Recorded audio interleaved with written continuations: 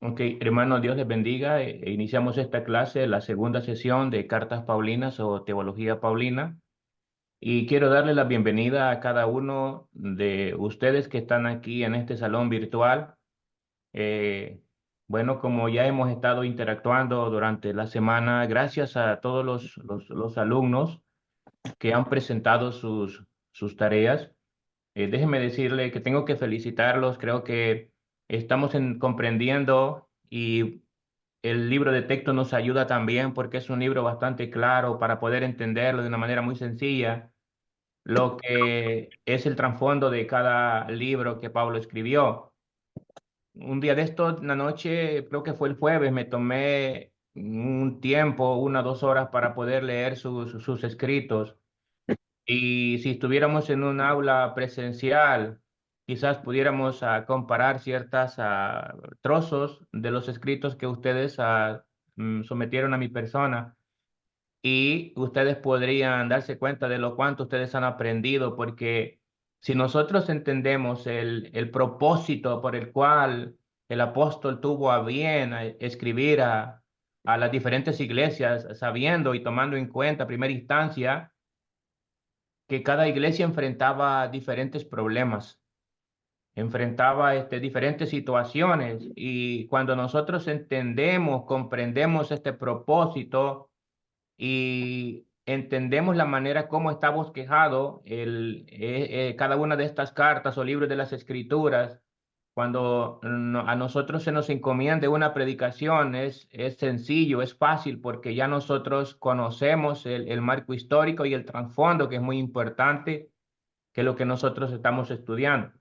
Felicito a los hermanos que han sometido sus resúmenes y quiero mencionarlos antes de iniciar la clase, los hermanos que me han entregado sus reportes. Digo, los voy a mencionar porque puede ser, y quiero ser muy diligente con esto, puede ser que se me haya pasado a alguien, debido a que algunos me enviaron por correo electrónico y por alguna razón no me entraban al buzón, sino que se iban a spam y he tenido que estar viendo en el basurero para poder rescatar estos correos y poder poner las asignaturas en el cuadro. Ahora voy a mencionar las personas y si algún hermano durante la semana se une a esta transmisión, pues usted me puede mandar un mensaje de texto y me puede decir, hermano, yo le entregué mi asignación. Puede ser que se me haya pasado a alguien, pero por favor ponga atención.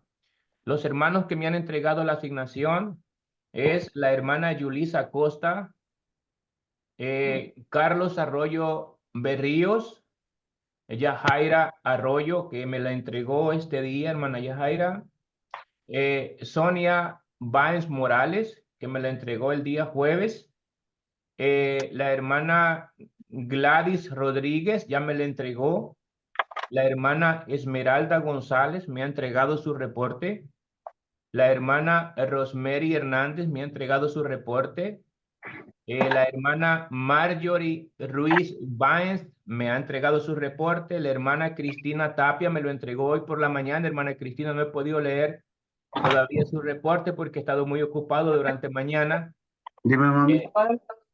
Eh, pero lo trataré de estar leyendo en el transcurso de la tarde y yo les regresaré el comentario a cada uno de ustedes. He puesto un comentario ahí felicitándolos sobre Mi vida, yo no su lo tengo en trabajo. cámara, no te molestes. Y solo vine a darte un beso. A ver si el doctor Nolasco pone su, su cuarto o su área ahí en mute, por favor, para no escuchar.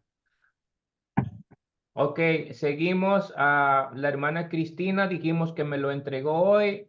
El hermano también, Nicolás, dice acá, no sé si es Nicolás, perdón si lo pronuncio mal, pero dice Nicolás Sainz, también me lo entregó.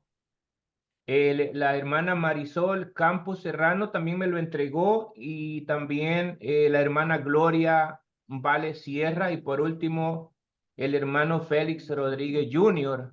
que me lo entregó también. Si dentro del grupo hay alguien que me lo entregó y se me ha pasado por alto, por favor hágamelo saber lo más pronto posible. Hermano, yo lo entregué. Usted, Aida, usted lo entregó, hermana. ¿Cómo se llama? Aida Baez Morales. A ver, hermana, déjeme ver. Sí, ya la mencioné, creo, hermana. Déjeme ver.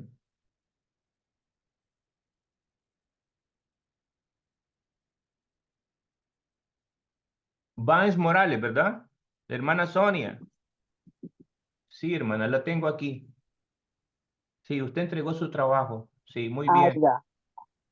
Sí, muy bien. Gracias. Profesores, que ellas son hermanas. Aida y Sonia Báez son hermanas. Sí, Por son eso dos, ella dice Aida. Ah, Aida y Sonia. ujú. Ok, yo estaba pensando que eran hija y madre, pero bueno, tienen el mismo apellido. Ok, perfecto. ¿Alguien más, hermanos? ¿Estamos bien hasta ahí?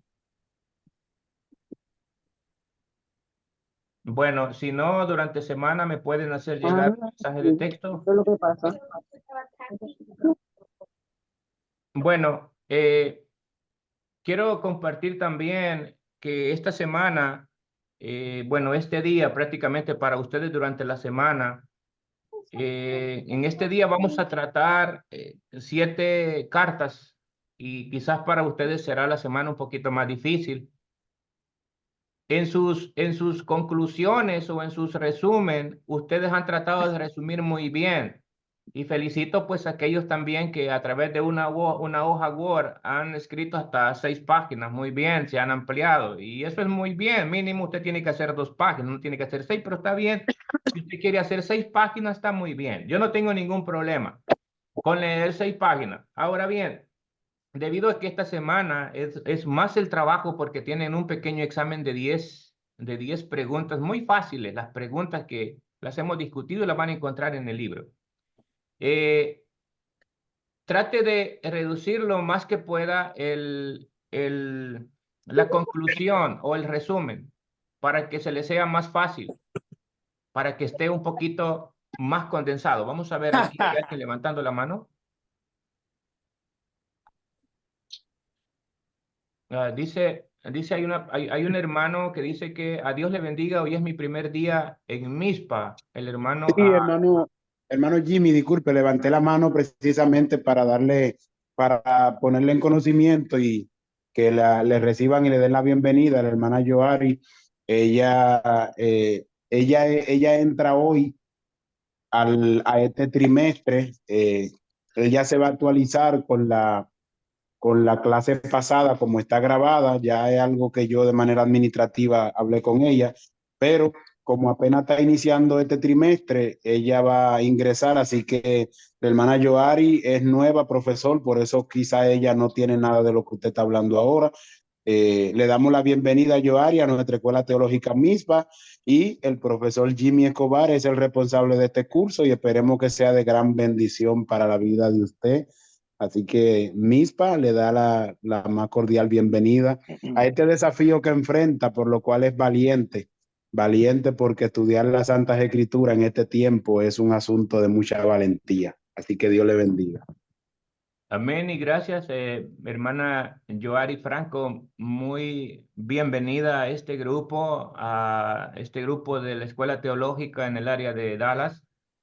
Mi nombre es Jimmy Escobar y estoy en el área de Houston, Texas. Lo que estaba explicando, hermana, para poder resumir, es que por cada libro nosotros estamos haciendo un resumen, una pequeña conclusión de no más de 2 páginas. Pero si usted gusta, por favor, póngase en contacto conmigo a mi número personal para yo poder dar más detalle y para ver de qué manera nosotros le podemos ayudar para que no se atrasen sus trabajos, debido a que el resumen anterior con este resumen y el pequeño examen que tenemos sería bastante para usted, así de que para ver de qué manera nosotros le podemos ayudar. Bueno, hermanos, ¿alguna pregunta antes de iniciar con respecto a los trabajos entregados? Ahora es el momento.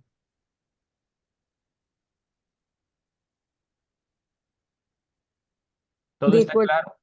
Dios le bendiga, disculpe. Amén. ¿Cuándo le podré recibir su número, su email o no sé, lo que necesite? Mi correo electrónico está en el sílabo, aquí en el chat de WhatsApp. Ahí usted puede ver mi número, mis 2 correos electrónicos y también usted puede irse al grupo del chat de WhatsApp y ahí tocar donde dice a mi nombre y ahí se va directamente al texto personal. O alguien más se lo puede enviar. Estoy viendo aquí si alguien de los hermanos que está en el grupo también nos podría ayudar con esto. ¿Alguna otra pregunta, hermanos? Ahorita es el momento con respecto al examen y con respecto a el resumen que tenemos para esta otra semana. Amén. Tengo una pregunta, Dios les Sí. bendiga. ¿Va a ser examen y preguntas esta semana, las dos a la vez? Sí, tenemos un resumen. Este curso es un poquito pesadito porque está basado solo en 2 sesiones. Tenemos el resumen similar que hicimos en esta semana pasada. Bueno, dimos 2 semanas, una semana de gracia. Vamos a hacer algo similar. Y aparte de eso, Ok. tenemos un pequeño examen que yo creo que de lo que ustedes han resumido ya ustedes pueden responder y no es necesario de estar ocupando el libro. O sea que el examen es del resumen ya que ya hemos entregado. Exactamente, voy a decir algunas Ok. preguntas, por ejemplo, unas preguntas que puse ahí, por ejemplo, ¿cuál es el propósito que Pablo tuvo para escribir a la iglesia de Galacia? ¿Cuál es el propósito de Romanos? ¿En qué año se escribió la epístola a los Romanos? Y la pregunta más fácil para todos, Ok.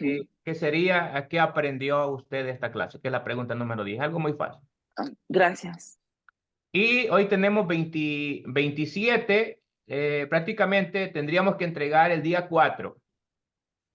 Pero como me gusta ser condescendientes y me gusta practicar la gracia, pues entonces vamos a les voy a dar una semana más hasta el día 11. ¿Qué les parece?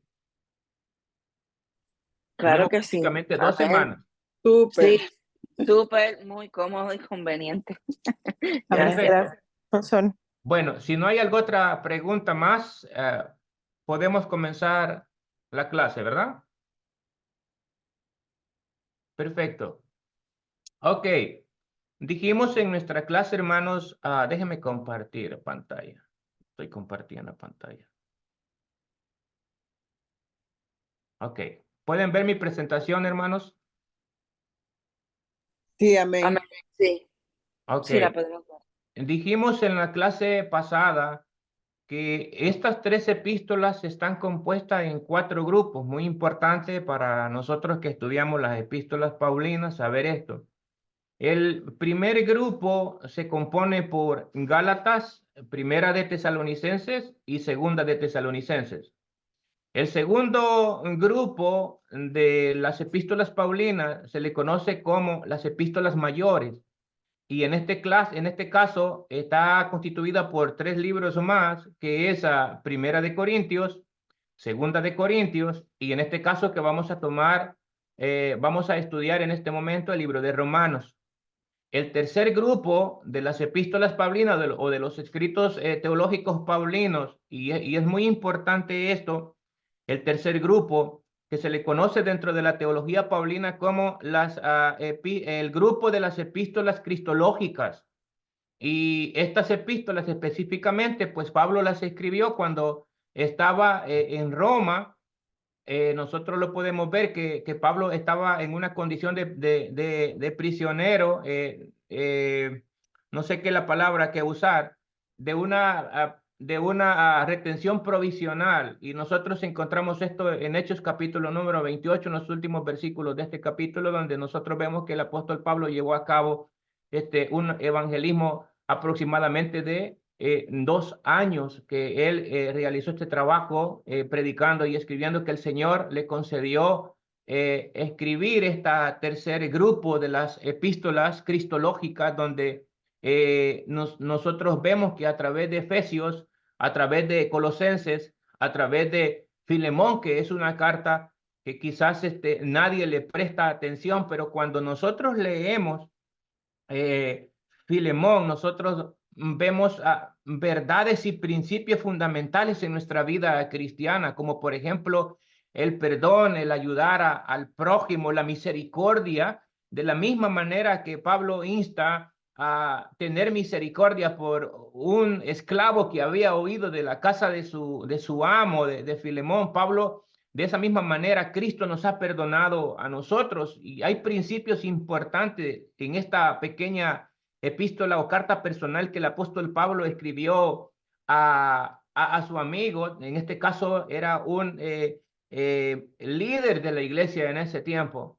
Y nosotros vemos que se manifiesta la misericordia de Dios, y también la carta más hermosa de todos los escritos paulinos que compone este grupo del grupo cristológico de las epístolas paulinas es a Filipenses, donde el punto principal o la médula principal de esta epístola es el agradecimiento que Pablo tiene con esta iglesia. Y nótese que esta iglesia no era una iglesia rica, era una iglesia pobre, pero nosotros podemos ver que el que da no es aquel el que tiene, sino que el que tiene la voluntad en su corazón. Esta iglesia dio provisiones a Pablo cuando más lo necesitaba. Y el cuarto grupo que nosotros encontramos dentro de los escritos paulinos, y fuera muy bueno que nosotros los aprendiéramos de memoria, el cuarto grupo de los escritos paulinos comprenden las cartas pastorales, es decir, aquellas instrucciones que el apóstol Pablo dio a sus hijos en la fe, digamos a Timoteo, que prácticamente nosotros vemos que a través de los escritos paulinos, en la carta que escribió a este muchacho, este pastor que estaba en Éfeso, lo llama su hijo en la fe. Y al otro líder que desarrolló, que también nosotros cuando leemos su biografía, nosotros vemos que era un pastor muy joven, lo que es Tito, que lo mandó a pastorear el área de Creta en el Mediterráneo. Entonces vemos cómo en este cuarto grupo de los escritos paulinos, nosotros vemos cómo Pablo aconseja a través de estas cartas pastorales o grupo de las cartas pastorales. Entonces sería muy bueno de una forma introductoria, pero en este momento vamos a entrar, que el Señor nos ayude para terminar a las 12 con estos 7 libros. Es bastante información, pero vamos a comenzar con Romanos. Romanos, el último libro del segundo grupo de las cartas mayores. Recuérdese que dijimos que el segundo grupo lo compone Primera de Corintios, Segunda de Corintios y Romanos. Son las cartas mayores de Pablo. Ahora, ¿por qué es tan importante Romanos? Y quiero decirlo de esta manera. El libro de Romanos es un libro que dentro de las universidades se estudia de una manera individual a las cartas paulinas debido a su contenido doctrinal sobre la salvación de la gracia. Y Pablo va a tomar muchos argumentos con respecto a esta iglesia. Nótese que Pablo, cuando nosotros leemos en su primer capítulo, y si usted tiene la Biblia ahí en sus manos, en el primer capítulo, en el versículo número 8, nótese que Pablo y ningún apóstol creó esta iglesia, es decir, no fundó esta iglesia, sino que según la historia se nos dice que después de la muerte de Esteban, muchos judíos y gentiles que se convirtieron al cristianismo y basado en las persecuciones romanas huyeron a otras regiones, y los que habían huido en base a la persecución fue que dieron inicio a esta iglesia, donde se afirma que estaba compuesta mayormente por gentiles, y habían también algunos judíos en esta área, en la iglesia de Roma. Ahora, vea lo que dice el apóstol Pablo con respecto en el versículo 8. Pablo tenía muchos deseos en su corazón de visitar esta iglesia. Mas, sin embargo, nosotros vemos que cuando Pablo escribe a la iglesia en Roma, va a tratar uno de los temas fundamentales dentro de la teología bíblica, que es la justificación por medio de la fe, que nosotros vemos en el capítulo número 1. Los gentiles habían despreciado la gracia de Dios, y Pablo los va a reprender en el capítulo número 1, pero también no únicamente los gentiles, sino que los romanos, los judíos también habían despreciado la gracia de nuestro Señor Jesucristo. Ahora, vea lo que dice en el versículo número 8, en el capítulo 1. Dice Pablo con respecto a la forma introductoria de esta epístola. Dice: primero doy gracias a Dios. Doy gracias a Dios, a mi Dios mediante Jesucristo, con respecto a vosotros, que de vuestra fe se divulga para todo el mundo. Porque testigo me es Dios, a quien sirvo en mi espíritu en el evangelio de su Hijo, de quien sin cesar hago mención de vosotros siempre en mis oraciones, rogando de alguna manera que tenga a fin por la voluntad de Dios un propósito de viajar para ir a vosotros. Pablo tenía en su corazón visitar esta iglesia. Ahora, tenemos que entender que la carta a los romanos es vital, tanto que es una de las cartas doctrinales más importantes y se le conoce dentro de la teología paulina como la obra maestra del apóstol Pablo. Ahora, antes de iniciar a lo que es el desglose de esta carta, quiero traer a colación a John Walbur, profesor del DTS, del Colegio Bíblico en Dallas, un seminario muy prestigioso. Y dice John Walbur con respecto a esta carta, dice que esta carta es el mejor ejemplo que existe en el género epistolar. Déjeme mover esto.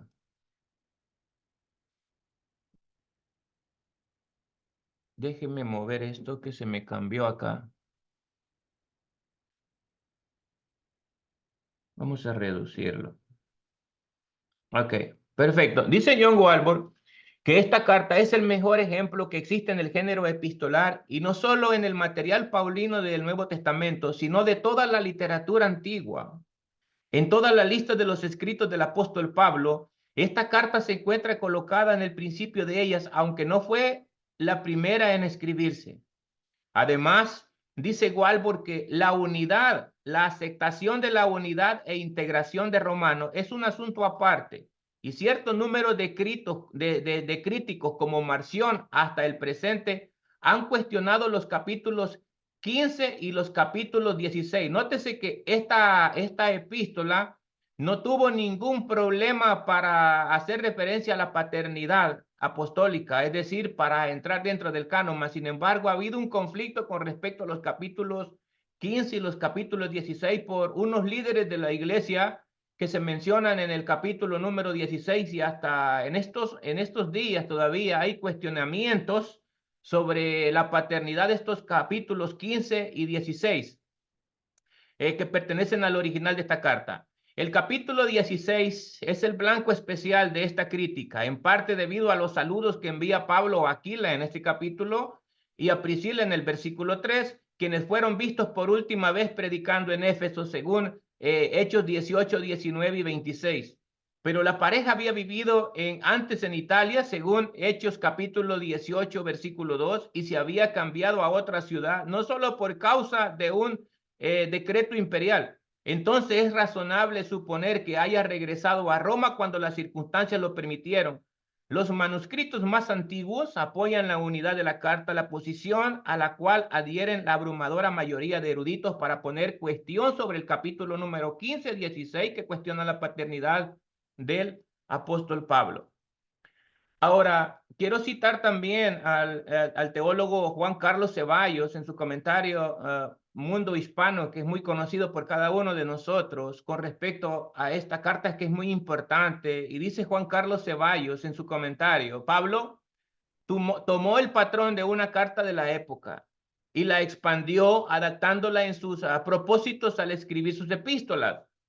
Romanos contiene los elementos de la fórmula corriente, es decir, hay una identidad de remitente que nosotros encontramos en el capítulo número 1, versículo 1 al 6. 2, la identidad de los destinatarios que nosotros encontramos en el capítulo 1, en el versículo 7, en la parte A.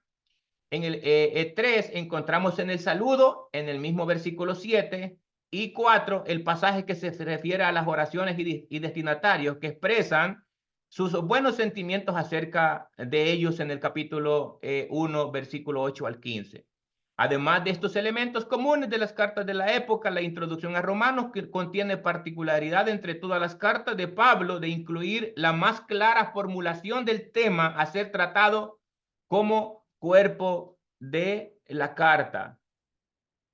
Además de esto, quiero traer a colación al teólogo David Cortés Fuentes en su comentario, Conozcamos la Biblia, que es muy conocido también entre los eruditos bíblicos con respecto a esta carta.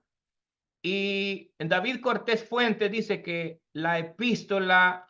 esta epístola específicamente del apóstol San Pablo a los romanos es uno de los documentos más importantes del Nuevo Testamento. Yo diría que es la médula, porque cuando en lo personal, hermanos, en lo personal, cuando yo voy a evangelizar o cuando nosotros hacemos trabajo evangelístico en nuestra área, no hay carta que me fascine tanto que nos explique la gracia de Dios que Romanos. Yo uso Romanos para evangelizar. Y dice David Cortés que ha sido la gran influencia desde los comienzos de la iglesia hasta los debates contemporáneos sobre la naturaleza y la misión de la iglesia que nosotros encontramos en esta epístola. Desde los comentarios de Orígenes, Crisóstomo, el padre de la iglesia del segundo y tercer siglo, pasando por los reformadores en el siglo XV, por Lutero y Calvino, por Karl Barth en el siglo XIX, hasta llegar a los comentarios más recientes que nosotros tenemos en nuestros medios. La carta continúa teniendo un gran impacto transformador en el quehacer teológico y en la vida de la misión de la iglesia. Y porque nosotros también lo hemos experimentado. Dice David Cortés Fuentes que la carta a los romanos está escrita siguiendo los patrones y estilos literarios de las cartas del mundo greco-romano, como hacíamos la mención del escritor anterior. Ahora veamos. Este es el libro que cuando nosotros vamos a la historia, y creo que nosotros conocemos algo de historia, ustedes se acuerdan lo que sucedió entre el siglo XIV y el siglo XV, ¿no? Llegamos al tiempo de la Reforma, ¿se acuerdan? Y en este tiempo antes de la Reforma, la Iglesia Católica o el Imperio Católico, como yo le conozco, tenía el dominio de la escritura, había monopolizado la escritura estaba prácticamente en un solo idioma, en el latín. La gente iba, se reunía en las capillas y no entendían nada. Y el evangelio era distorsionado. La salvación que Roma inculcaba a la gente era a través de las obras, a través de, entre más obras usted hacía, usted tenía la salvación a través de las indulgencias. Cuando Martín Lutero, escúchenme bien, porque esto sí que es crucial y nos ha pasado a cada uno de nosotros. Cuando Martín Lutero tuvo la oportunidad de leer la carta a los romanos, y usted puede leerlo en su biografía, Martín Lutero fue como que se le quitó una venda de los ojos donde pudo ver con claridad. Tanto impacto tuvo este libro en la vida de Lutero, que este libro encendió el corazón de Lutero y dio origen a la Reforma Protestante, cambiando la historia, escúcheme bien, de Europa y del mundo entero. Y bueno, y nosotros somos beneficiados de esto. Tuvo gran impacto. Pero no únicamente Lutero. También nosotros encontramos a un gran predicador. No sé si han escuchado a Wesley, uno de los más grandes predicadores que ha dado este mundo. Pues tanto impacto tuvo este libro cuando este hombre lo leyó, que conmovió su corazón. Y la historia dice que estando sentado en una pequeña capilla en Londres, escuchando el preludio de la epístola a los romanos de Lutero, Wesley dijo en su corazón que se había sentido especialmente alentado a escuchar la exposición de las verdades de la epístola a los romanos, y por medio de él se produjo la continuación en el gran avivamiento evangélico que salvó a Inglaterra del destino que lo aguardó a Francia y frenó la decadencia de la vida inglesa en este tiempo, alterando por completo una vez más la historia del mundo. Pero no solo él. Nosotros encontramos para los siglos XIX a un gran teólogo, Karl Barth. Y en esta época le produjo un tremendo impacto en su corazón también, haciendo que cambiara su postura del vacío liberalismo en el siglo XIX y restauró una gran parte de la verdad de las iglesias en Europa. Lo cierto es que no únicamente con estos grandes teólogos, estos grandes hombres de Dios, que Dios los ha usado mucho en la historia, como Wycliffe, como Lutero, como Hus, podríamos mencionar a otros también en el siglo XVI, en el siglo XVIII podríamos mencionar a otros, hay muchos teólogos actuales, como el doctor Hervis Carballosa, que también en su comentario afirma que no hay epístola que le ha impactado tanto en su corazón que la epístola de los romanos.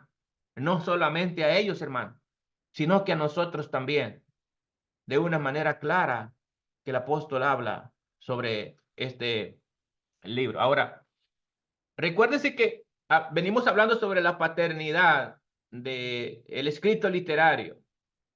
Ahora, recordaba en la clase pasada que el autor de todos los libros de la Biblia es el Espíritu Santo. Tenemos que poner por base esto, el autor, el neuma de Dios sopla a los hombres de Dios para impulsarlos a escribir, los impulsó a escribir bajo la inspiración divina, la inspiración plena de Dios, los inspiró. Pero hay un escritor humano. Y en este caso, aunque nosotros vemos en los últimos capítulos cuando, cuando está la salutación final, que nosotros vemos que esta epístola fue escrita exclusivamente por uno de sus secretarios, que nosotros vemos ahí, yo Tercio escribí de mi mano.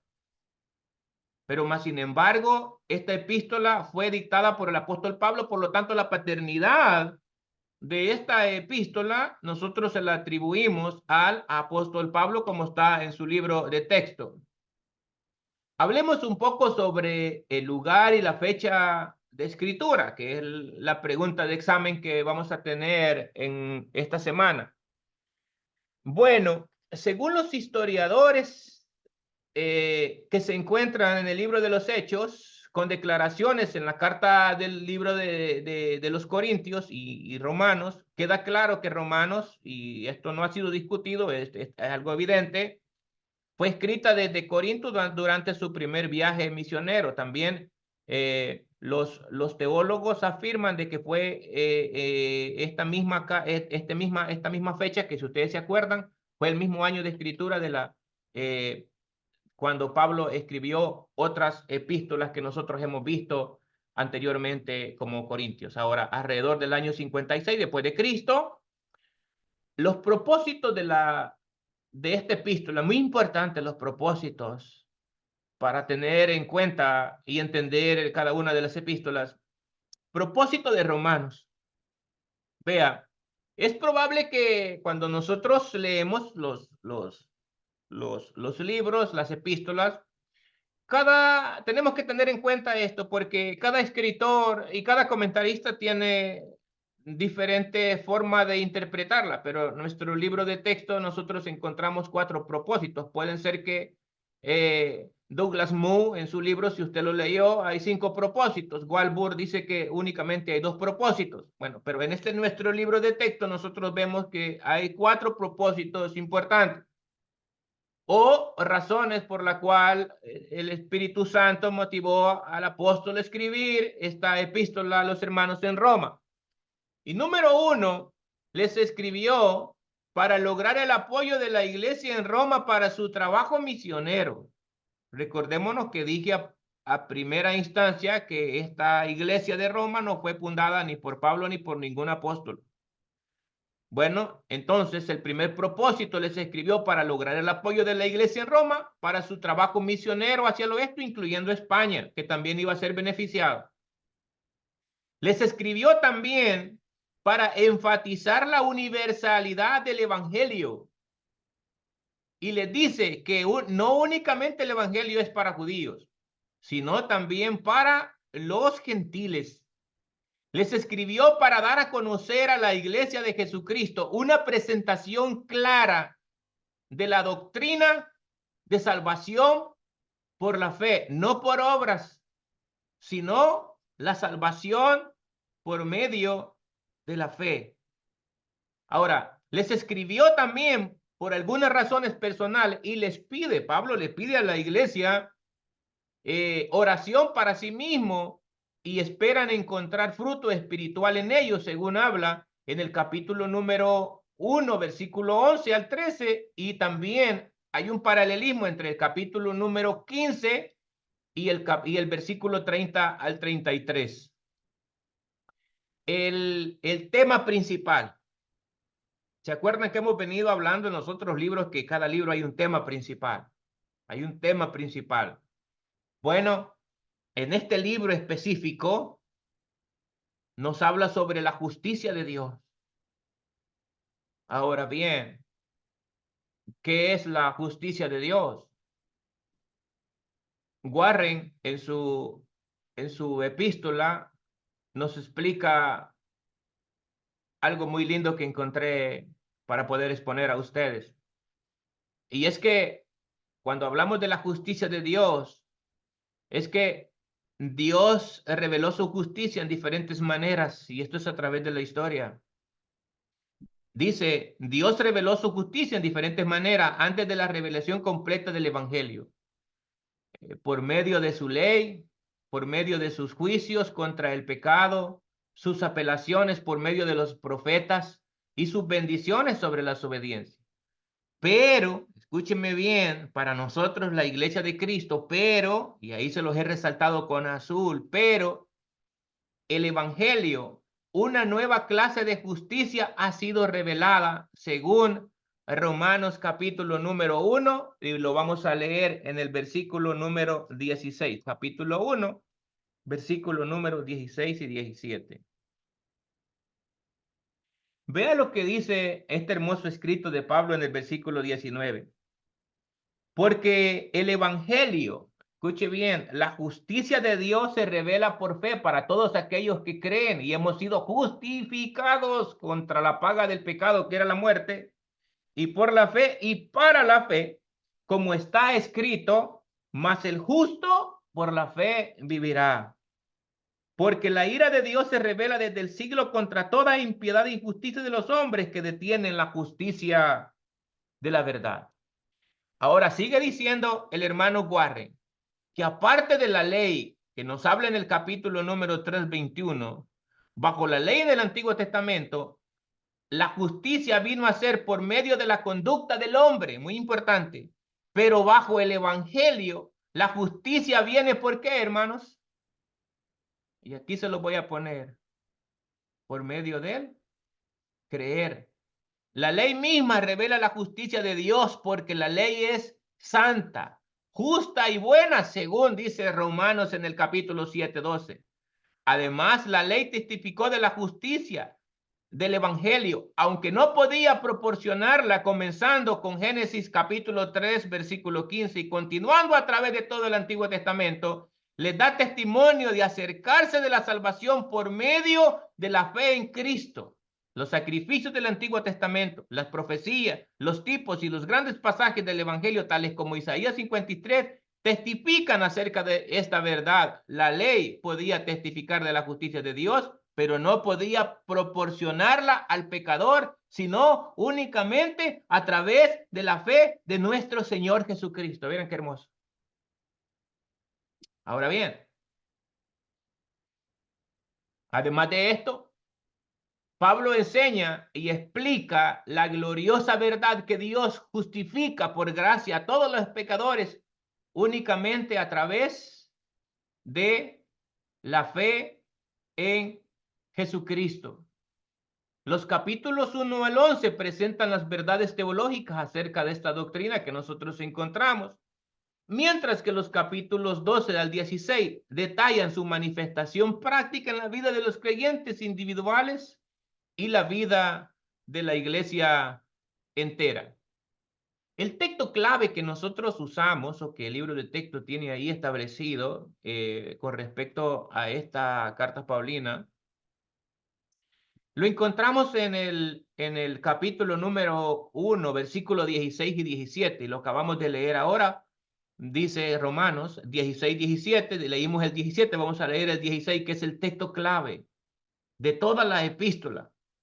Dice, porque no me avergüenzo del evangelio, porque es poder de Dios para la salvación de todo aquel que cree, al judío primeramente y al griego. Porque en el evangelio la justicia de Dios se revela por fe y para fe, y como está escrito, mas el justo, que era la terminología preferida de Lutero, mas el justo por la fe vivirá. Destinatarios, ¿a quién fue dirigida esta hermosa escrito epistolar?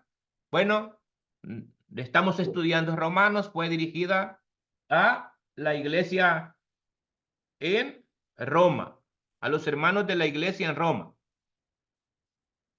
Discúlpeme si me ven que estoy viendo mi teléfono, pero es que en nuestra región, en nuestra área, tenemos también el convivio de los niños, y yo tengo un niño de 10 años, y como mi esposa tiene clases también, en unas clases que estamos impartiendo en la iglesia, le estamos enseñando a los hermanos cómo predicar en base a la interpretación bíblica, homilética y hermenéutica.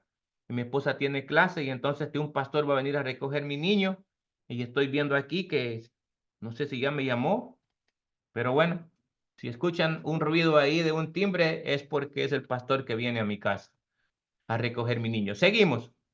Destinatarios, la iglesia en Roma. Ahora, veamos un poco acerca de Roma en el contexto histórico que Pablo, en los hermanos cristianos de antaño, en el tiempo de Pablo, qué es lo que estaba sucediendo. Bueno, como hemos estudiado las otras epístolas, habían diferentes regiones como metrópolis muy importante, y claro, Roma era una de las más ciudades más importantes. Los historiadores dicen que para el tiempo de Pablo, en el año 62 que él escribió esta epístola, habían aproximadamente 4 millones de habitantes en esta área. Y en esa época de Pablo, Roma era una ciudad muy influyente en el mundo y era la capital del imperio, era la metrópoli. Recuérdense que el imperio romano es el que gobernaba en este tiempo. El imperio romano prácticamente gobernó, si nosotros nos vamos a la historia, desde aproximadamente el año 144 a.C. hasta ya para inicios o terminación del siglo III. Gobernó prácticamente 4 siglos. Era el centro en este tiempo de Pablo. Roma era el centro del mundo, y no solo el centro del mundo, era el eje económico, era el político más importante de la época de todo el imperio. Para hacer una comparación, podríamos decir que tenía el mismo auge que tiene Estados Unidos en este momento, que se considera como el imperio del mundo, el país más respetado. También estaba lleno de lujo.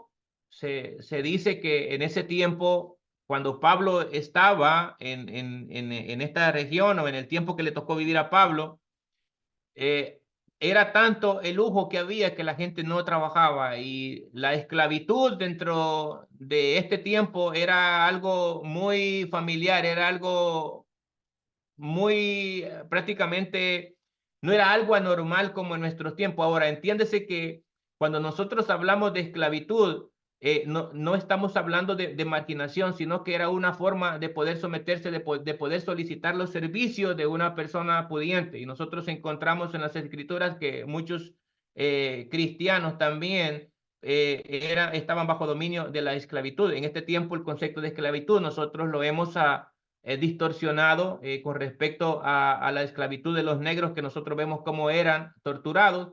Mas, sin embargo, en el tiempo de Pablo, en el tiempo de Jesús, era una manera de vivir en aquellos tiempos.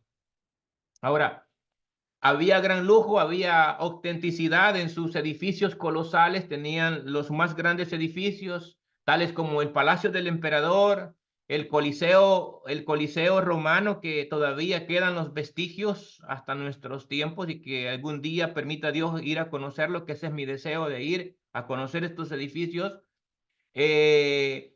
El Coliseo, el Foro Romano, el Palatino de las enormes fuentes, pero a la vez de la belleza de la ciudad era mantenida por una gran pobreza que vivían la mayoría de los habitantes. Tenían esclavos en una gran población. Ahora, veamos a continuación. Esta iglesia, como dijimos, no fue fundada por ningún apóstol en particular, y nosotros lo vemos en Romanos capítulo 15, versículo 20.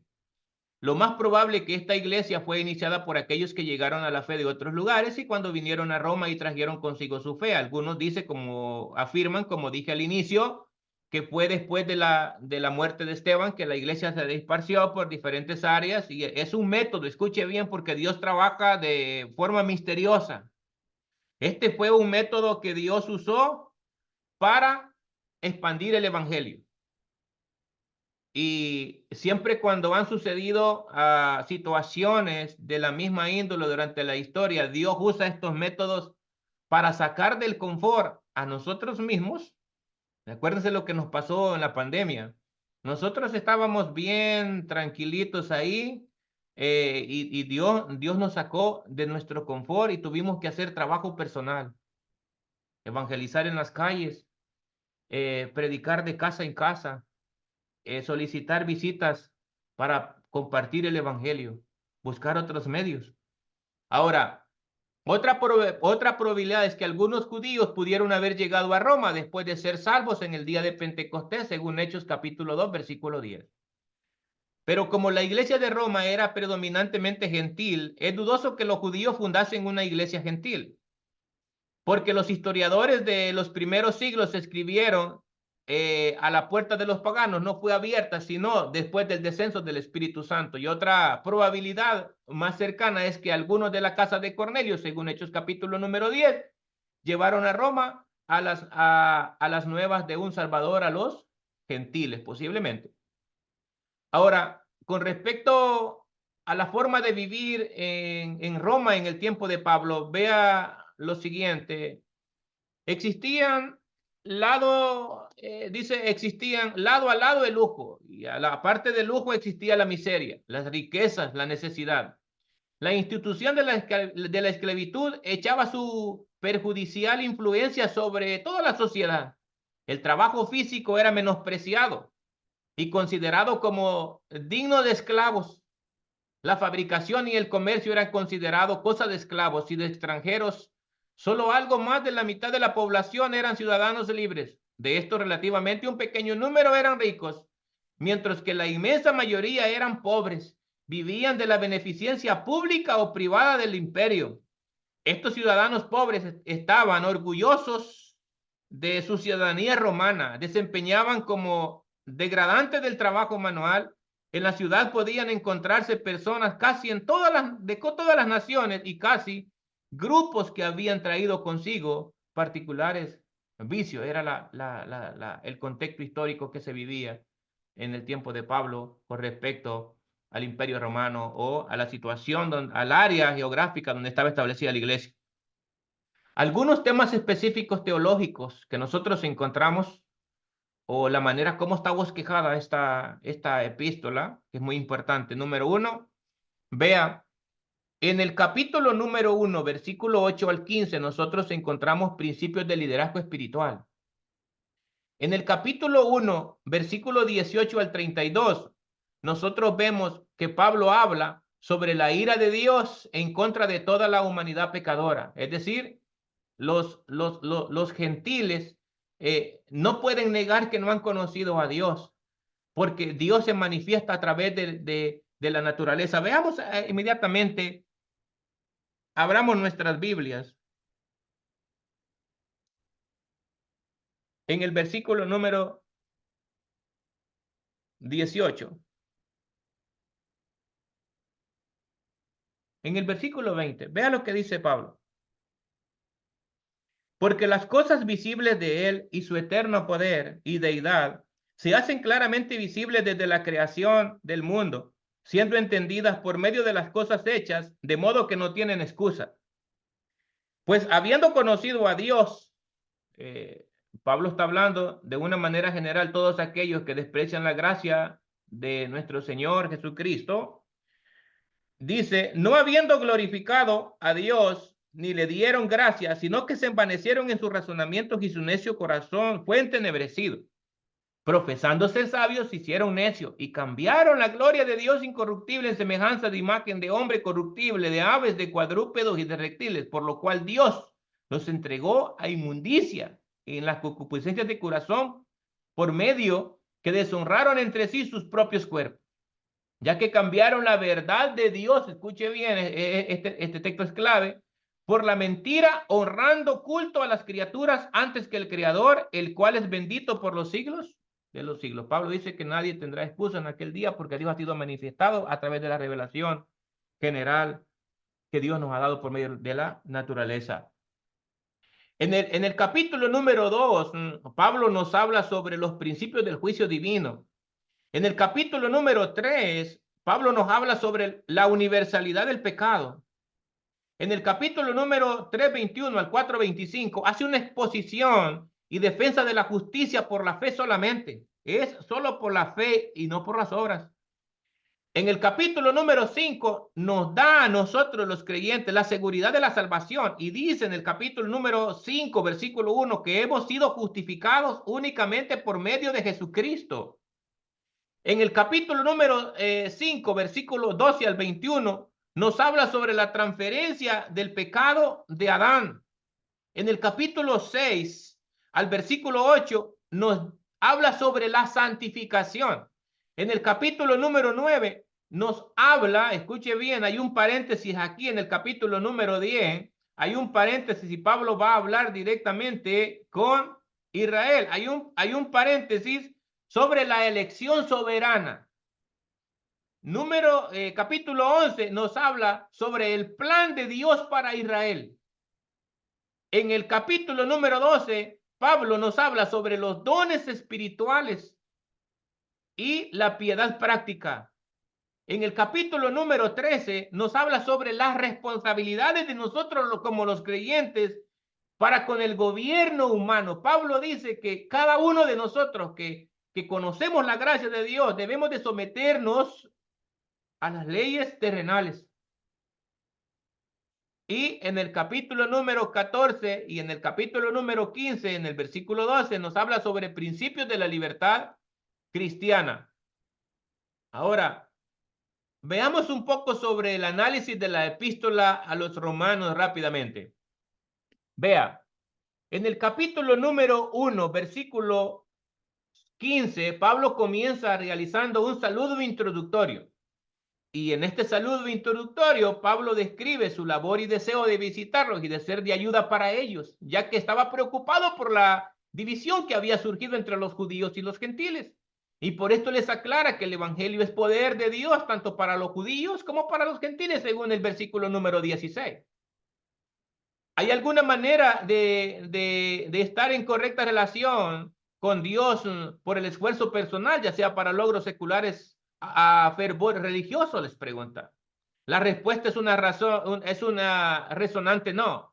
El apóstol demuestra que ni los gentiles ni los judíos tienen mérito alguno delante de Dios santo, ni justicia propia con la cual puedan satisfacerla, porque la salvación la da Dios y no por los méritos humanos. Ahora, sigamos. En el capítulo número 3, 21 al 31, Pablo nos habla que si alguien va a estar en relación correcta, Dios mismo tiene que proporcionar gratuitamente la justicia necesaria que debe de recibirse por medio de la fe.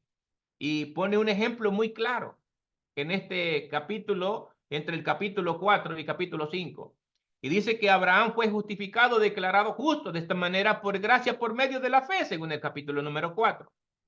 Ya sea que alguien haya vivido antes de la ley de Dios, fuera dada por Moisés como Abraham, o después de todo, son justificados por la misma manera, según el capítulo 5, a fin que la gracia reine por medio de la justicia para la vida eterna mediante Jesucristo como nuestro Señor en nuestras vidas.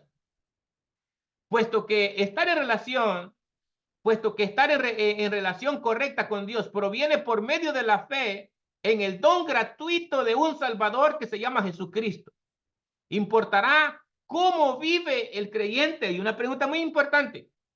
¿Continuemos en el pecado para que la gracia abunde? Pregunta. De ningún modo. Es la respuesta en el capítulo número 6, versículo número 2. Los capítulos 6 y 7 enseñan cómo el individuo, justificado por medio de la fe, puede experimentar la victoria sobre el pecado en la vida diaria. Y tenemos que tener bien claro, y esto lo enseño mucho yo, nosotros somos redimidos, nosotros somos salvos, hermanos. Nosotros hemos sido salvados, nosotros hemos sido llamados, hemos sido adoptados a ser hijos de Dios. Pero no se nos olvide algo. Este cuerpo que usted ve aquí, que me estoy tocando ahorita, este cuerpo sigue estamos bajo esa maldición. Mas, sin embargo, nosotros no debemos de dejar que las malas actitudes, los malos pensamientos nos dominen, porque ya nosotros tenemos victoria. Vamos a sentir nosotros, vamos a experimentar algún mal pensamiento, sí. Nadie está exento, hermano. Ni los pastores, nadie con ministerio, nadie está exento. Porque hasta que este cuerpo sea glorificado, que nos habla Primera de Tesalonicenses, y lo vimos en el capítulo 4, versículo 17, Primera de Corintios 15, 50 y 54. Hasta que este cuerpo sea glorificado, nosotros no vamos a dejar de experimentar los deseos de la carne. Pero nosotros tenemos la decisión. Por eso hay un versículo en las Escrituras que dice: traed todo pensamiento cautivo a los pies de Cristo. Ahora, Pablo, en el capítulo número 7, Pablo reconoce la lucha interior entre la pecaminosidad. Escuche bien, Pablo reconoce la lucha interior entre la pecaminosidad, naturaleza humana, y la nueva naturaleza recibida por la fe en Cristo. Y de inmediato él indica que la presencia misma de la lucha es evidencia de que la obra santificadora de Dios está en acción en nosotros. Además de esto, el creyente continuamente está siendo conformado a la semejanza de Cristo, dice Pablo en el capítulo número 8. Muchos de los primeros lectores de esta carta eran cristianos provenientes del judaísmo, quienes se preguntarían estas noticias libertadoras acerca de la justificación por la fe para los individuos y para que sean judíos gentiles, mutilaran las promesas de las bendiciones de Dios a Israel, según en el capítulo número 11. Pablo trata de esta cuestión en los capítulos número 9 y 11. La elección por Dios de Israel en el pasado sigue firme, dice Pablo en el capítulo número 9. Pero el rechazo de Cristo como Mesías por Israel dio la oportunidad de ser salvos por medio de la fe, tanto a gentiles como a judíos, y llegar a ser descendientes espirituales ¿de quién? De Abraham, dice en el capítulo número 10. Descendientes espirituales. Recuérdense que Dios le dio uno de los pactos que Dios hizo con Abraham en Génesis capítulo 12, que si le obedecía a sus mandatos, lo haría padre de naciones, no únicamente de Israel, es de una manera global, padre de naciones. La persona que está en la correcta relación con Dios, es decir, justificado por la gracia por medio de la fe, nosotros, tiene la responsabilidad de servir a otros en la iglesia usando los dones que el Espíritu Santo le proporciona para beneficio de la obra, porque los dones no son para usted, no son para mí. Los dones son para beneficio de la iglesia, y hay una diversidad de dones dentro de la iglesia. Por ejemplo, cuando nosotros estudiamos los dones espirituales, que tengo el manual aquí detrás de mi espalda, hay aproximadamente entre 21 dones que el Espíritu Santo nos ha dotado a la iglesia como un regalo, que están disponibles. En el capítulo número 12, la persona que está en la correcta relación con Dios, justificado por la gracia por medio de la fe, tiene responsabilidad de servir a otros en la iglesia usando sus dones espirituales, muy claro. Los cristianos en el capítulo 3, hermano, y por favor pongamos atención a esto, Quizás usted no ha tenido la oportunidad de meditar en el capítulo número 13 de esta hermosa epístola. Pero los cristianos debemos de ser ejemplo de la sumisión a las autoridades públicas. Desgraciadamente, yo conozco muchas personas que en vez de dar el ejemplo desobedecen, y es un mandato del Señor que nosotros encontramos en esta hermosa epístola. A veces yo veo personas, cristianos, y a veces salimos del domingo de la iglesia, saliendo de la iglesia, y el speed limit dice, aquí es a 45 y ellos van a 65. Y yo le digo a mi esposa, ¿y cuál es la prisa? Y a veces los encontramos en la luz de tráfico. Este es un ejemplo. Algo otros desobedeciendo las leyes como no pagar los impuestos o haciendo trampa en los impuestos. Realmente la Biblia nos manda a nosotros a dar el ejemplo a las autoridades públicas. Que cuando usted se tenga que parar en una corte por cualquier situación, usted tenga la mente en alto y su conciencia limpia, y usted puede estar enfrente de todos los jueces y no pasa nada. Pablo lo experimentó. En el capítulo 14, al versículo 15.21, Pablo instruye también a sus lectores a vivir en paz con los creyentes cuyas condiciones pueden diferir de las suyas en las cosas de los dones de la Biblia, no es específica. Ahora, en el capítulo, después de expresar su esperanza de ver a los cristianos en Roma, quizás por primera vez, en el capítulo 1 al 10, que también hace referencia en el capítulo número 16, Pablo menciona por nombre en el versículo número 34, ya en su despedida en el capítulo 16, que lo estimularon en la extensión del evangelio, las buenas noticias acerca de cómo se puede tener una relación correcta, y Pablo da una conclusión con respecto a todos los hermanos que ayudaron a su ministerio. En conclusión, para terminar esta epístola, en el capítulo 16, en el versículo 17 y 20, vuelve a mencionar acerca de aquellos que causaron división en la iglesia y dice que se aparten de ellos. En el versículo 21 en adelante están los saludos y despedidas y las palabras finales del apóstol. Esta es una de las, puse esta fotografía porque es una de las del Coliseo Romano en el tiempo de Pablo, que todavía se conserva con un vestigio, como un vestigio arqueológico, que dan veracidad de los escritos, y que yo no sé si alguno de ustedes ha tenido la oportunidad de ir, pero Dios me conceda un día de poder ir y visitar este Coliseo Romano, que todavía está diciendo que las escrituras afirman la veracidad de la palabra del Señor. ¿Alguna pregunta para continuar con los escritos de la prisión o las cartas cristológicas, hermano? ¿Algún comentario?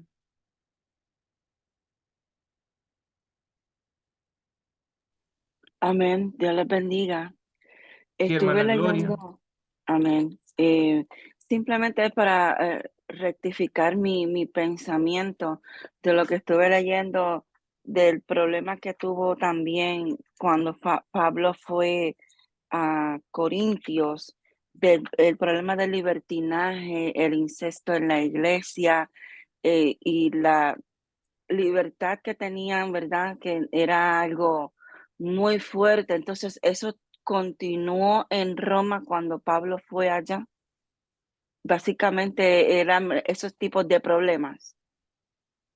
Bueno, de hecho, Pablo recuérdese que cuando nosotros hablamos de Roma, estamos hablando de una región geográfica bastante grande, pero Pablo escribió específicamente a los hermanos de la iglesia que estaba en el territorio de Roma. Y Pablo escribía Correcto. a las iglesias para corregir ciertos errores que muchas veces las regiones en las que estaban las iglesias eran conocidas como centros comerciales o metrópolis, donde había mucha influencia de mercaderes que traían tradición, y muchas veces eran influenciados dentro de las iglesias. Sí, Y esto nos pasa en nuestros medios también. Por eso los pastores tienen mucho cuidado con la doctrina de su iglesia, porque depende donde esté situada la iglesia, o depende, diría así de esta manera, con el respeto de cada uno de ustedes, depende dónde se meta la oveja.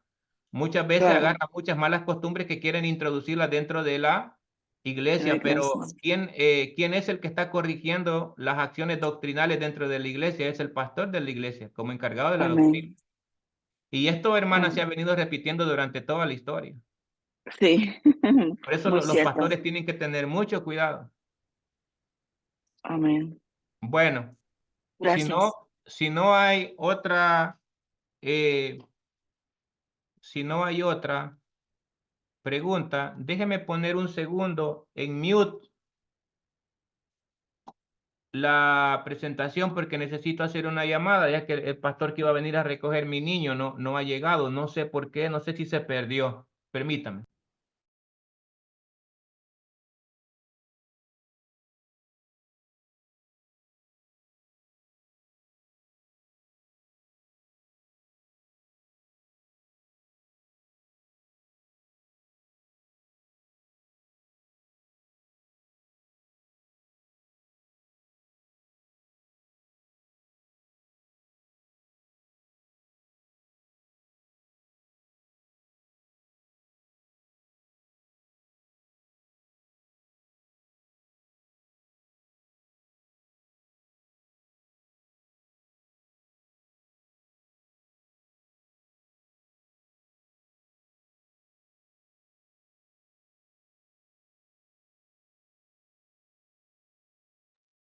Ok, hermanos, perdón. Continuamos con los escritos de la prisión o los escritos cristológicos. Quiero hacer una aclaración, hermano, con respecto a estos escritos cristológicos. Si bien es cierto, Pablo escribió a las otras iglesias para corregir ciertos errores doctrinales, pero en los escritos paulinos, Pablo se enfoca más que todo a dar consejos doctrinales dentro de la iglesia, a exponer lo que es el señorío de Cristo. Veamos con respecto a las 3 epístolas, a este grupo número 3, perdón, que componen este grupo de epístolas cristológicas, y nótese que las epístolas escritas desde la prisión, o los epístoles, el grupo número 3, o cartas cristológicas conocidas, es a Efesios, Colosenses, Filemón y Filipenses, y cada una de ellas menciona el encierro en la que se encontraba el apóstol. Nosotros podemos ver, por ejemplo, y no tengo tiempo ahorita para ir viendo los versículos, pero usted puede verlo en su casa, usted tiene las presentaciones. Pablo hace referencia de su encierro en Efesios capítulo 3, versículo 1, en Efesios 4, versículo 1, Efesios capítulo 6, versículo 20. También hace mención sobre el encierro en el capítulo número 1, 24, en el 4:3 de Colosenses, en el versículo 10 y en el versículo 18. También lo vuelve a hacer en la carta personal que le mandó a su amigo Filemón en el capítulo número 1, versículo 1, en el versículo 10, 3 y 23. También en las cartas más hermosas que expresan el gozo y el agradecimiento de Pablo, lo encontramos en Filipenses capítulo número 1, versículo 7, versículo 13, 14 y 17. Ahora, Éfeso o Efesio, no hay duda que lo escribió el apóstol Pablo y fueron escritos desde la cárcel en Roma en el año 61 después de nuestro Señor Jesucristo.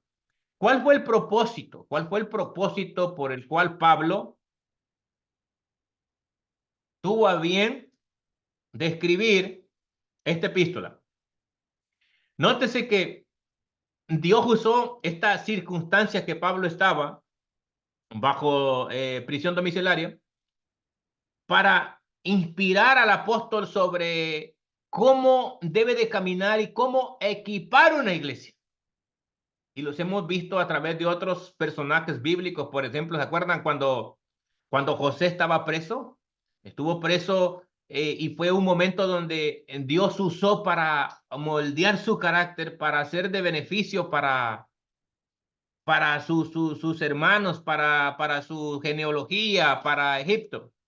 Ahora, el propósito de esta carta de Efesios, el propósito o el objetivo principal que Pablo tenía era confirmar y equipar a una iglesia madura. Y el tema o el tema clave de esta epístola es el ministerio de la iglesia, es lo que trata Pablo, el ministerio de la iglesia.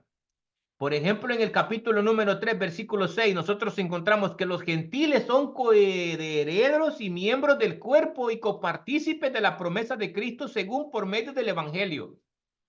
Además, el apóstol expone en este mismo capítulo, versículo 3 y 9, una verdad completamente que era escondida en el Antiguo Testamento. Es decir, la iglesia no era revelada en el Antiguo Testamento, era algo escondido. Es algo que Dios trajo para nosotros.